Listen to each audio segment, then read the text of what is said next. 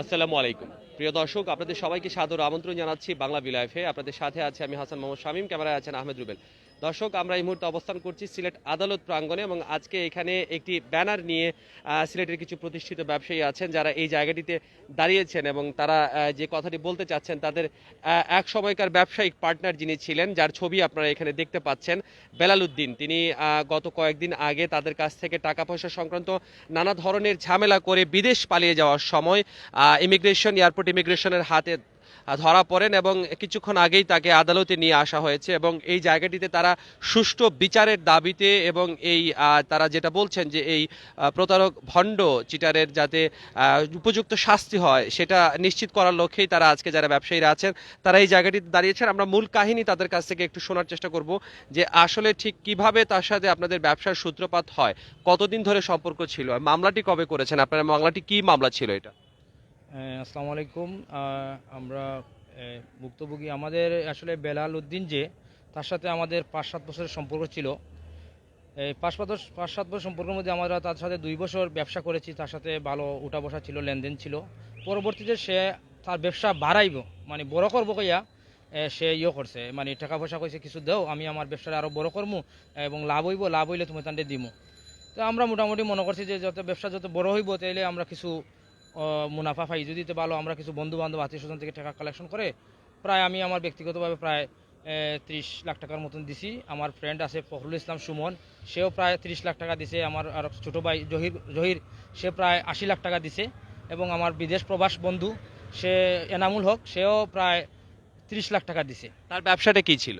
তার ব্যবসা মূলত ছিল এই যে হাজি তুরাবালি অ্যান্ড সন্স এবং বেলাল উদ্দিন এন্টারপ্রাইজ এবং Emran China auto rice mill, 3টা প্রতিষ্ঠান ছিল তার, অনেক বড় প্রতিষ্ঠান। সে তার বস্তার অনেক বড় একটা গুদাম ছিল কালীঘাটে, এরপরে অটো রাইস মিলের একটা প্রতিষ্ঠান ছিল, এরপরে বয়লার মিলও সে করছিল। এখান থেকে সে খাদ্য গুদামের থেকে প্রায় সময় আনে, মালটাল দিত।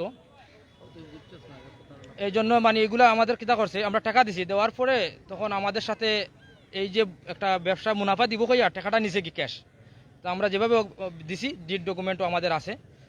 এরপরে আমাদেরকে কি করছে, 1-2 মাস যাওয়ার পরে আমাদেরকে আর মূল টাকাটাও দেয় না, কোনো প্রফিটও দেয় না, কোনটাও দেয় না।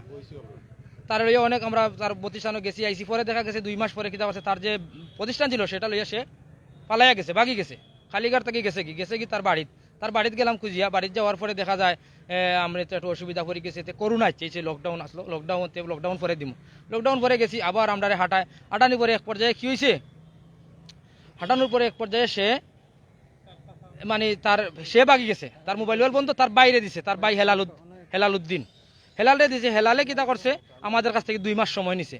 সময় নিয়ে তার চাচা উষা লইয়া, তার মামু লইয়া তারা বাড়িতে বৈঠকও বসছিল। বৈঠকও উহাব, তার চাচা উহাব ছিল, তার মামু সমুজ ছিল, সমুজ মিয়া। এরপরে আমাদের কিছু বন্ধু বান্ধব আসলো, রাসেল আহমদ সুমন, দেলোয়ার হোসেন, এরা জানছে, এরাও আসলো উপস্থিত। এরারে কইল যে আমরা তোমার তান্ডে আমরা 15টা দিন সময় দাও, নাইলে 1 মাস সময় দাও, আমরা তোমার ব্যবস্থা করে টাকা দিই। 1 মাস সময় আমরা দিছি, দেওয়ার পরে আমরা গেছি, যাওয়ার পরে দেখা যায় সে অস্বীকার করে যে না তোমরা টাকা পাও না, তোমার টাকা দিলাইছি, প্রায় আমরা অর্ধেক টাকা গায়েব করে লিছে। পরবর্তীতে আমরা না বাড়িতে আমরা হুমকি দামকি দিছি। দেওয়ার পরে আমরা কেতা করছি, আমরা আইছি, আমরা জিডিও করছিলাম, পয়লা জিডিও করি কোনো সুরা পাইছি না। পরবর্তীতে আমরা চেক ছিল, আমরা এনআই একটা মামলা করছি। এরপরে আমরা কিছু প্রতারণা মামলা করছি, যেগুলো আমরা ক্যাশ টাকা দিছিলাম, এগুলার ডকুমেন্ট নাই, এগুলা করছিল জহিরে করছে, এনামুল করছে। পরে দেখা গেছে সে মোবাইল বন্ধ করিয়া পলাতক ছিল। গত এপ্রিল মাসে আমরা মামলা স্টার্ট করছিলাম, করার পরে আগস্ট মাসে ওয়ারেন্ট হয়েছে। এই বিগত 3 মাস সে পলাতক ছিল।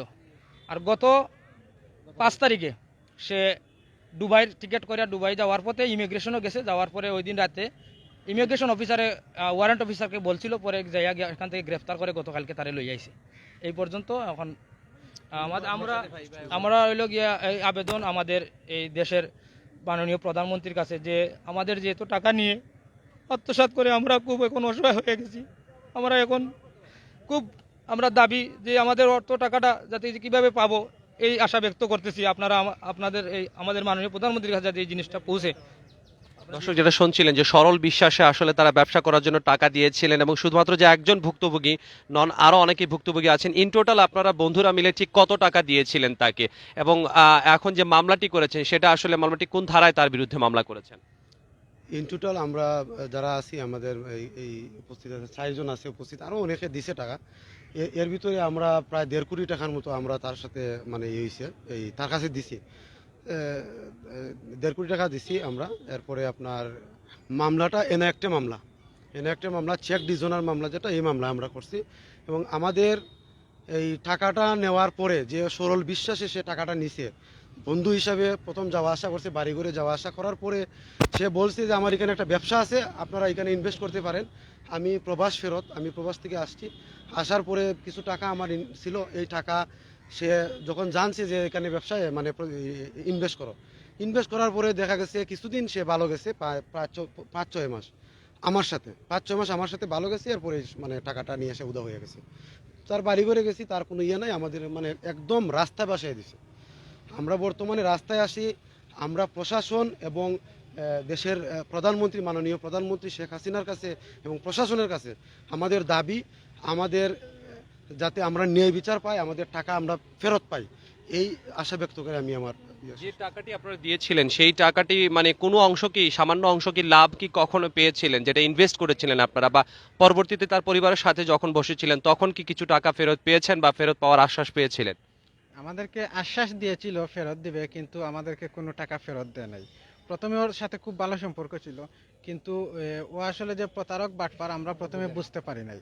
আমরা পরে বুঝতে পারছি যে ও আসলে প্রতারণা করে আমাদের কাছ থেকে টাকাগুলা নিছে, আমার কাছ থেকে নিছে, আমার বন্ধু বান্ধব, আমার আত্মীয় স্বজন সবার কাছ থেকে আমি টাকা আইনা দিছি। ও বলছে যে এই ব্রয়লার মিল করবে, তারপরে ওই জন্য খাদ্য গুদামে চাল দেবে, এই মানে বড় গুদাম, এখানে চাউলের গুদাম আমাদের কিনে দেখাইছে, তাদের এই আছে ওই আছে সব কিছু আছে, এইখানে ইনভেস্ট করলে আমরা কোনো প্রতারণার শিকার হব না, এই টাকাটা আমরা মানে অন্তত লাভ পাই না, অন্তত মূল টাকাটা পাবো। কিন্তু আসলে মানে ও যে প্রতারণা করবে এটা আমরা প্রথমে বুঝতে পারি নাই। পরে যখন টাকাটা আত্মসাৎ করছে, বিভিন্ন চলচাতুর করছে যে দিচ্ছি, দিব, এই তারিখ ওই তারিখ নানান তারিখ, তারপর অনেক সালিশ বৈঠক হয়েছে, অনেকবার গেছি ওদের বাড়িতে। ওরা বলছে যে না তাদের জায়গা বিক্রি করে দিবে, তাহলে এই করবে সেই করবে, তাদের লন্ডনে টাকা পাঠাইছে, ওই টাকা ওইখান থেকে লন্ডন থেকে আসবে, আসার পর ওই টাকাটা দিবে। ওর বোন আসছিল দেশে, বোন আইসা বলছে আপনারা টেনশন করবেন না, আপনাদের সব টাকা আমাদের কাছে আছে, আমরা আপনাদের টাকা দিয়ে দিব। ওর ভাইও বলছে, ওদের মানে মুরব্বী যারা আসিল অনেক আমরা সালিশ বৈঠক করছি, তারপর সবাই আমাদেরকে আশ্বাস দিছে টাকা দিবে, কিন্তু দিবে বলে আর টাকাটা দেয় নাই। মানে অনেকবার অনেক যোগাযোগ করছি তাদের সাথে, তাদের কোনো সদুত্তর আমরা পাই নাই। আপনারা যত টাকা দিয়েছিলেন সব টাকার কি ডকুমেন্টস আছে আপনাদের কাছে? হ্যাঁ, আমাদের সাথে যখন টাকা নেয় তখন ও ডিড করে। ও কিন্তু মানে এত চালাক যে ও ডিড করে, তারপর ওর এগেনস্টে যত টাকা নিছে এর এগেনস্টে আমাদেরকে চেক দিছে। সবগুলা চেক আমার কাছে আছে, আমাদের কাছে ডিড আছে। এখানে আবার ওই যে যারা সাক্ষী ছিল সাক্ষীও আছে, সবাই আছে। আমার উপযুক্ত প্রমাণ সব কিছুই আমাদের কাছে আছে। তার কি আর কোনো প্রতারণার খবর পেয়েছেন কিনা অন্যান্য কারোর সাথে? হ্যাঁ, আরো অনেক প্রতারণার, আমরা যখন প্রতারণার শিকার হয়েছি, তারপর তাদের কালীঘাটের ব্যবসার ওইখানে যখন আমরা যাওয়ার পরে শুনতে পাই যে কালীঘাটের অনেক ব্যবসায়ীর কাছ থেকে অনেকভাবে অনেক কথা বলে কয়েক কোটি টাকা, তারপর অনেক ব্যাংকের কাছ থেকে এই ব্যবসার এই দেখাইয়া সেই দেখাইয়া সবকিছু দেখাইয়া অনেক টাকা নিয়ে আত্মসাৎ করছে, কোনো ব্যাংকে দেয় নাই। তারপর কালীঘাটের ব্যবসায়ী যারা আছে সবাই ভুক্তভোগী, আমাদের উপশহরের অনেক আছে। আমি আমার বড় ভাই এনামুল হক, উনিও ভুক্তভোগী, উনি প্রবাসে থাকেন, প্রবাসে থাকা অবস্থায় ওর কাছে পাঠাইছেন, মানে বন্ধুত্বের একটা সম্পর্ক ছিল তার সাথে, কিন্তু বন্ধুত্বের সম্পর্কের সাথে মানে ও যে প্রতারণা করবে এটা আসলে বুঝতে পারেন নাই। উনি রেমিটেন্সের মাধ্যমে টাকা পাঠাইছে, অনেক টাকা দিছে, প্রায় 30 লক্ষ টাকার মতো, কিন্তু উনি একটা টাকাও ফেরত পায় নাই। উনি দেশে আসছে, আইসা মানে মাথায় হাত দিছে, আসলে মানে বলার মতো কিছু নেই, আমাদের মানে একবারে পথে বসায় দিছে ও একবারে। ওর ফ্যামিলি যে এত বাটফার, ওর বাবা থেকে মানে সবকিছু আমরা পরে শুনতে পারছি যে ওর বাবা এইরকম প্রতারণা করে মানুষের কাছ থেকে টাকা নিছিল, তারপর ও নিছে, ওর ভাই হেলাল নিছে, সুয়েল নিছে, তারপর মানে তাদের ফ্যামিলিটা পুরাটাই মানে প্রতারক বাটফার। আমরা প্রথমে বুঝতে পারি নাই, তারপর আমরা যখন বুঝতে পারছি তখন আসলে আমাদের কিছু করার ছিল না, তখন আমরা একবারে নিঃস্ব হয়ে গেছি। এখন আমরা সবার কাছে মানে আদালতের কাছে আমরা অনুরোধ জানাচ্ছি আমাদের এই সুষ্ঠু বিচারটা আমরা যাতে আমার টাকাগুলো ফেরত পাই, এইটাই ব্যক্ত করছি। ধন্যবাদ। দর্শক, যেটা শুনছিলেন আসলে খুবই হৃদয় বিদারক ঘটনা, যে ব্যবসায়ীরা সরল বিশ্বাসে ব্যবসা করার জন্য টাকা ইনভেস্ট করেছিলেন, কিন্তু তাদের সেই সরল বিশ্বাসে কুটারঘাত করে কিন্তু ছিলাম মোহাম্মদপুরের যিনি ব্যবসায়ী, কালীঘাটের কথিত ব্যবসায়ী, তারা ব্যানারটিতে লিখেছেন মেসার্স হাজি তুরাব আলী অ্যান্ড সন্সের ব্যবসায়ী, তিনি বিপুল অঙ্কের টাকা আত্মসাৎ করে পালিয়ে যাওয়ার চেষ্টা করেছিলেন। তবে আজকে তাকে ঢাকা শাহজালাল আন্তর্জাতিক এয়ারপোর্ট থেকে তাকে ইমিগ্রেশন করার ঠিক আগ মুহূর্তে তার মামলার পরিপ্রেক্ষিতে তাকে ধরা হয় এবং ধরার পরেই কিন্তু তাকে এখন মহানগর দায়রা জজ আদালতে নিয়ে আসা হয়েছে এবং তারা যেটা চাচ্ছেন যে এই আত্মসাৎকারী প্রতারকের জন্য সঠিক বিচার হয়, যাতে সে পরবর্তীতে কখনো কোনো সময় কোনো অন্য কারোর সাথে যাতে কোনো ধরনের এই ধরনের কর্মকাণ্ড করতে না পারে। আমরা আরেকজনের সাথে ভুক্তভোগীর সাথে কথা বলার চেষ্টা করব। দুঃখিত, এখন যে মামলাটি হয়েছে বা এটার কি প্যাটার্নে আছে বা আপনারা কি চাচ্ছেন? ধন্যবাদ আপনাকে।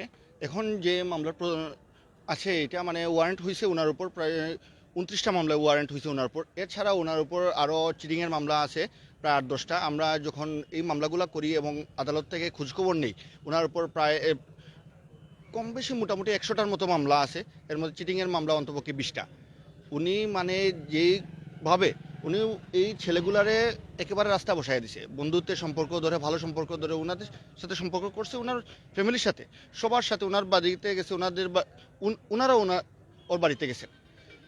এখন দেখা যায় যে উনি একা বাটপার না বা একা চিটিং করেন নাই, উনি চিটিং করছে ওনার ভাই, 2 ভাই, সুয়েল এবং একজনের নাম কি, সুয়েল এবং হেলাল। এখানে মানে দেখা যায় যে বেলাল উদ্দিন, সুয়েল উদ্দিন, হেলাল উদ্দিন 3জনই চিটিং করছে এবং ওনারা বেশ কয়েকবার ওনাদের বাড়িতে গেছে, বেশ কয়েকটা সালিশ হয়েছে। ওনারা বারবার স্বীকার করছে যে আমরা টাকা দিব, কিন্তু এদের কাছে টাকা দেয় না। এই লোকগুলারে একেবারে রাস্তায় বসাই দিচ্ছে। এখন তো দেখা যায় মানে এই শুধু এই লোকগুলার না, এই 4টা ফ্যামিলি আমার কাছে আসছে, এই 4টা ফ্যামিলিরে একেবারে রাস্তায় বসাই দিছে। এর মধ্যে একজন জহিরুল ইসলাম, তার বড় ভাই এনামুল হক, উনি প্রবাসী। উনি প্রবাস থেকে মানে যতটুকু ওনার ফ্যামিলি সচ্ছলতার জন্য ইনকাম করতে পারছে, যতটুকু জমাইতে পারছে, সবগুলো ওইখানে ইনভেস্ট করছে, যে কিছু লাভের আশায়, যে আমার কিছু, আমি যদি এখানে ইনভেস্ট করি আমার কিছু লাভ হবে, আমার ফ্যামিলিকে একটা কিছু করতে পারবো। কিন্তু দেখা যায় যে ওনাদের একবারে রাস্তা বসাই দিচ্ছে। প্রত্যেকটা মানে ওনাদের কোনো টাকা ফেরত দেয় নাই এবং চিটিং করতেছে বারবার। এবং ওনাদের উপরেই দেখা যায় আবার চিটিং মামলা করতেছে, যে ওনাদেরকে টাকা দিয়ে দিছে, এই দিছে সেই দিছে। কিন্তু পক্ষান্তরে দেখা যায়, বাস্তবতা দেখা যায় উনি 1 টাকাও দেয় নাই ওনাদের। কিন্তু এইভাবে উনি প্রায় আরও যতজনের কাছে টাকা নিছেন, উনি প্রত্যেকের উপরই উনি মামলা করতেছেন, যে কেউ যদি ভয়ে পালিয়ে যায় অথবা সরে যায়, এই ভয়ে যে না, উনি পুলিশ দিয়ে ডিস্টার্ব করতেছে, প্লাস বিভিন্ন লোক দিয়ে ওনাদেরকে ডিস্টার্ব করছে। ওনার প্রশাসন হোক, মানে যতভাবে পারা যায়, এলাকার ভয়ভীতি দেখা যাক, গুন্ডা বাহিনী দেখা যাক, সন্ত্রাসী দেখা যাক, মানে সবভাবে মানে প্রত্যেকটা লোকের উপরে প্রেশার ক্রিয়েট করতেছে। এখন আমরা যেই জিনিসটা আমরা মাননীয় আদালতের কাছে এবং সর্বোপরি আমরা দেশনেত্রী জননেত্রী শেখ হাসিনার কাছেও আমরা নিবেদন এইটা, যে এইরকম প্রতারকগুলা যাতে কোনোভাবেই ছুটতে না পারে, এদেরকে সর্বোচ্চ শাস্তি বিধানে আনা যায়। আর যে লোকটা ওনাদের সাথে প্রতারণা করে উনি কিন্তু দেশ থেকে পলাতক হওয়ার, এই মামলাটা কিন্তু একটা মামলা, বেলিবুল মামলা, এটা ঠিক আছে। কিন্তু এখন দেখা যায় সে কিন্তু প্রতারণা করে, সে কিন্তু দেশ ত্যাগ করতে চাইছিল। উনি সিলেট থেকে ঢাকা গেছে, ঢাকা থেকে উনি কিন্তু এয়ারপোর্টে ধরা করছে। যদি মোটামুটি হাফ অ্যান আওয়ার লেট হইতো, তাহলে উনি কিন্তু দেশ ত্যাগ করে ফেলতো, তাহলে ওনারা কখনোই ধরতে পারতেন না। মানে এখন যেহেতু ওনাকে ধরা হয়েছে, পুলিশ ধরছে, ওনাদের মানে একটা প্রতারক যে উনি বিভিন্নভাবে প্রমাণিত হইতেছে। কারণ আমি যদি একটা ফল্ট না করি, তাহলে তো আমি পালানোর কোনো প্রয়োজনই নেই। উনি ফল্ট করতেছে, উনি প্রতারণা করে দেশ ত্যাগ করতেছে। দেশ ত্যাগের মুহূর্তে উনি এয়ারপোর্ট থেকে ধরা গাইছে। এখন সবার কাছে একটাই নিবেদন, যাতে তাকে আটক রাখা হয় এবং এই মানে তাদের কিভাবে টাকাগুলো উদ্ধার হবে এই ব্যবস্থা করা হয়। আমাদের মাননীয় আদালতের কাছে আমার সবার কাছে একটাই নিবেদন। ধন্যবাদ। দর্শক, সংশ্লিষ্ট যে মামলাটি, সেই মামলাটির যিনি পরিচালনা করছেন তার কাছ থেকে আমরা যেটা শুনলাম সেটা কিন্তু সিনেমাকেও হার মানায়। প্রায় শতাধিক মামলা এই বেলাল উদ্দিন আহমেদের নামে আছে এবং এর মধ্যে 29টি মামলা আছে সেটি প্রতারণার মামলা। তিনি যে সত্যিকার অর্থেই কোনো একজন ভালো লোক নন সেটা আর বলার অপেক্ষা রাখে না এবং ভুক্তভোগীরা আজকে এই জায়গাটিতে দাঁড়িয়েছেন এবং তাদের একটাই চাওয়া, যাতে এই প্রতারককে আদালত জামিন না দেন এবং জামিন না দিয়ে তার উপযুক্ত বিচার করেন এবং তাদের যে হারিয়ে যাওয়া টাকা, সেই টাকাটি উদ্ধারের জন্য আদালত সর্বোচ্চ পরিমাণে চেষ্টা করেন। দর্শক, আমরা আপনাদের সাথে আবারও এভাবে সংযুক্ত হব, জানানোর চেষ্টা করব সিলেট সহ পুরো বাংলাদেশের সর্বশেষ সব খবর। সে পর্যন্ত সবাই ভালো থাকুন, সুস্থ থাকুন, বাংলা ভিউয়ের সাথে থাকুন। খোদা হাফেজ।